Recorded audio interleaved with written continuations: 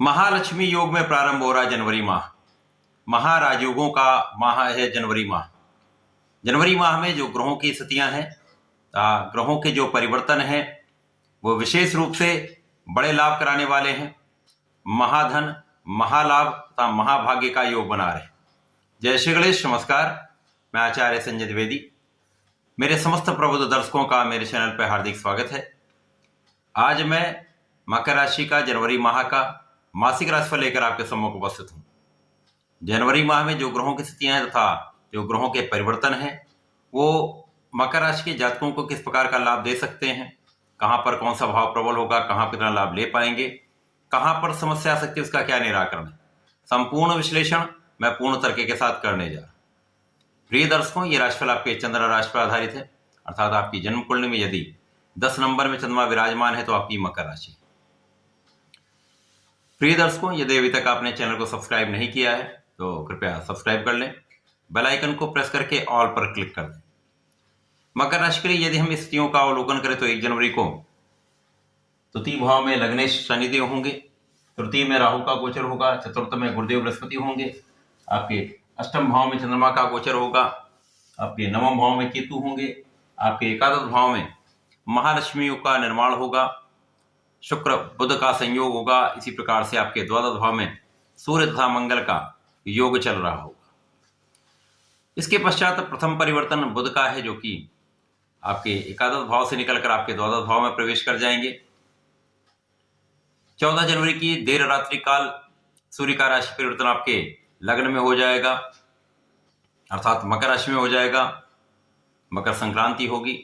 इसके पश्चात 18 जनवरी को शुक्राचार्य जो आपके लाभ भाव में गोचर कर रहे हैं, उनका परिवर्तन आपके द्वादश भाव में हो जाएगा।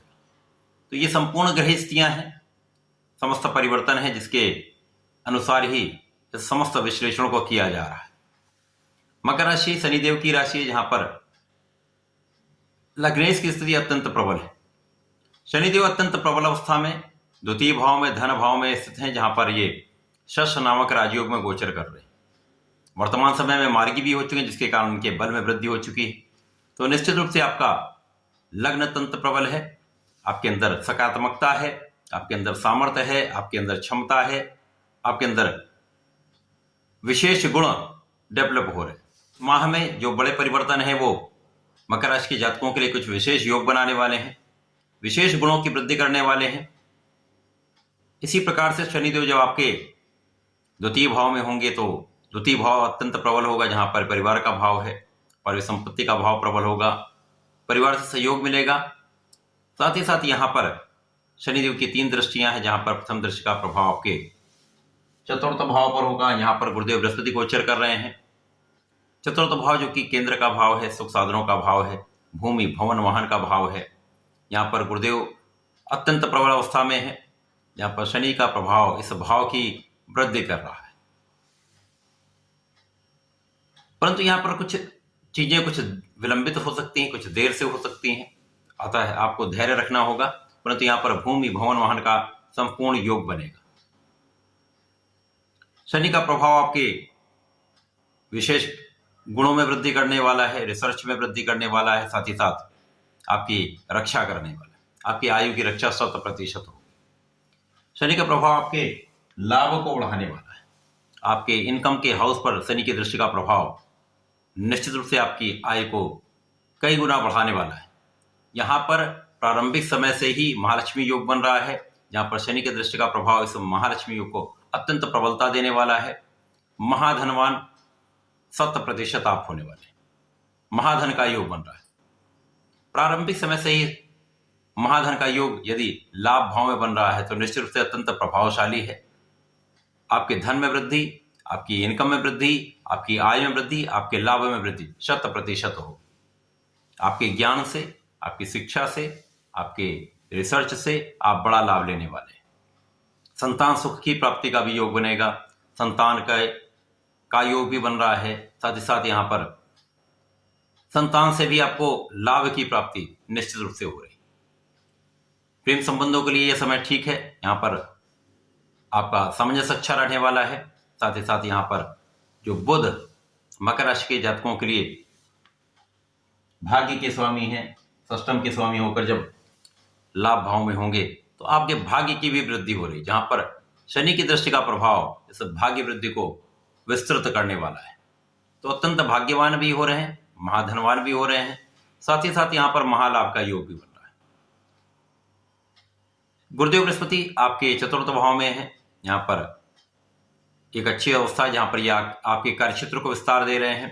कार्यक्षेत्र में वृद्धि का संपूर्ण योग बनेगा, कार्यक्षेत्र से संपूर्ण लाभ का योग बन रहा है, जहां पर उच्चाधिकारियों को संपूर्ण सहयोग मिलेगा, अपने साथियों का आपको लाभ मिलेगा, व्यापार में आपके विस्तार होने वाला है, व्यापार में बड़ा धन का लाभ दिख रहा है।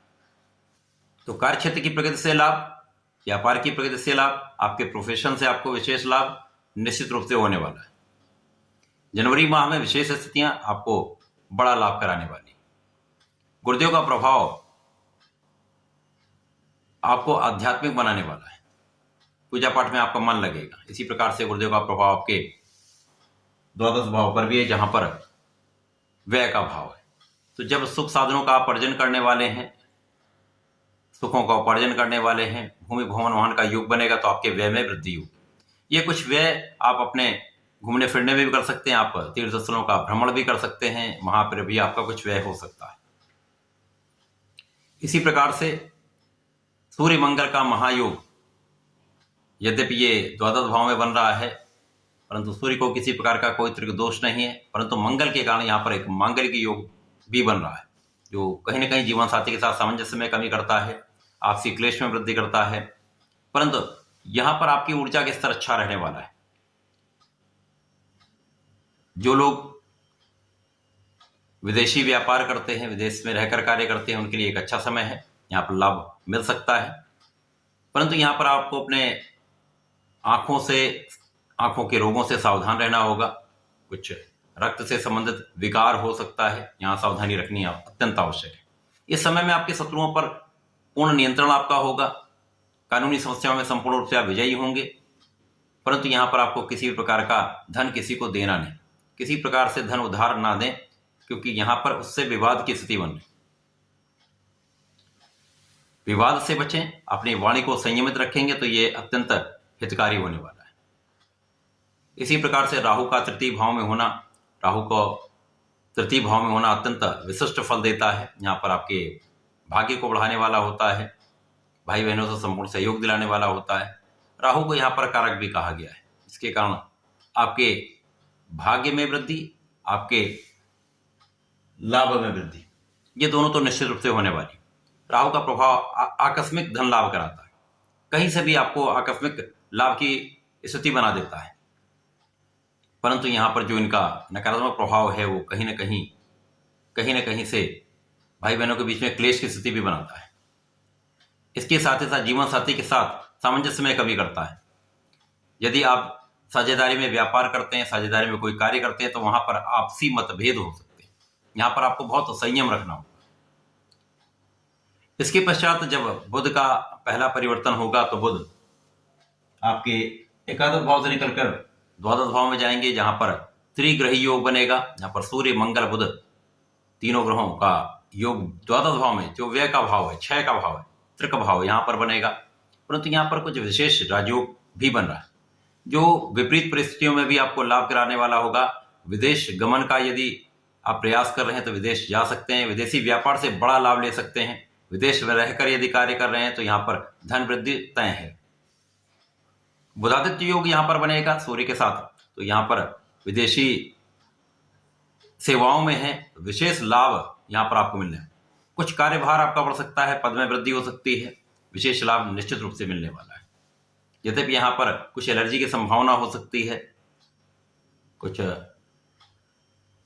स्किन से संबंधित समस्याएं हो सकती हैं, तो ध्यान रखना अत्यंत आवश्यक है। सूर्य का परिवर्तन आपके लग्न में हो जाएगा, जहां पर ये 15 जनवरी से आपके लग्न में गोचर करेंगे। लग्न में जब सूर्य आ जाए तो आपका बल बढ़ जाएगा। यद्यपि ये शनि की राशि है, परंतु सूर्य जब केंद्र में आ जाए तो इनके विशेष आभामंडल का प्रभाव समस्त लोगों पर पड़ता है, तो आपका एक विशेष ऑरा क्रिएट हो जाता है, आपकी क्षमता में वृद्धि हो जाएगी, शासन सत्ता का गुण डेवलप हो जाएगा, आपके नेतृत्व का गुण प्रबल हो जाएगा, साथ ही साथ आपकी कार्य क्षेत्र में आपको अत्यंत विशिष्ट लाभ मिलने वाले। सूर्य का प्रभाव निश्चित रूप से आपको बहुत सुदृढ़ करता है। आपके निर्णयों में एक विशेषता आ जाती है। संपूर्ण बल के साथ, संपूर्ण सामर्थ्य के साथ, संपूर्ण क्षमता के साथ आप कार्य करते हैं तो सफलता भी मिलती है। सूर्य का प्रभाव शनि की राशि में जो अत्यंत प्रबल अवस्था में है, आपके बल को बढ़ाने वाला है, आपकी क्षमता में वृद्धि करने वाला है। आपकी नौकरी के प्रभाव में आपके एक विशेष योग जो बन रहे हैं वो आपके यश में वृद्धि करने वाले, आपको आगे बढ़ाने वाले, प्रगति का अवसर मिलने वाला है। इसी प्रकार से जब शुक्राचार्य का 18 जनवरी को राशि परिवर्तन एकादश भाव से आपके द्वादश भाव में हो जाएगा, तो यहाँ पर शुक्राचार्य द्वादश भाव में होंगे, तो यहाँ पर जीवन साथी के साथ सामंजस्य में वृद्धि हो जाएगी, आपसी प्रेम में वृद्धि होगी, आपके ऐश्वर्य वैभव में वृद्धि हो जाएगी, आपकी सुख साधनों का आप अर्जन करेंगे, क्योंकि यहाँ पर शुक्राचार्य जो है वो आपके कार्यक्षेत्र के भी स्वामी हैं, आपके पंचम के स्वामी। इसी प्रकार से बुध आपके तृतीय के षष्ठम के स्वामी, तो भाग्य के स्वामी होकर जब यहाँ पर आपके द्वादश भाव में होंगे तो यहाँ पर विपरीत राजयोग बनेगा। ये विपरीत राजयोग आपके जो कार्य अवरुद्ध हो रहे थे उन कार्यों में प्रगति कराने वाला होगा। यदि आप ऋण का प्रयास कर रहे थे तो ऋण आपको मिल सकता है।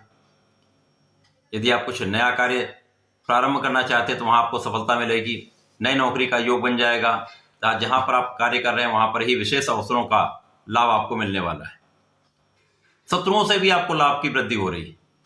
तो विपरीत परिस्थितियों में विशेष लाभ की यहाँ पर पूर्ण योग बन रहे हैं।